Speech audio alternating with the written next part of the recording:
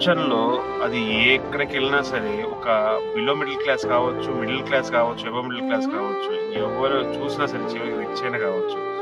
వాడు ఎంతసేపటికి ఎవరో ఒకరిని సాటిస్ఫై చేస్తూనే ఉండాలి వాడి పనులతో. అంటే ఒకవేళ ఉద్యోగంకెళ్ళిన వాడు వాడి యొక్క కంపెనీలో వాళ్ళందరిని సాటిస్ఫై చేయాలి, మెప్పించాలి. అదేవిధంగా కుటుంబంలో కుటుంబాన్ని సాటిస్ఫై చేయాలి.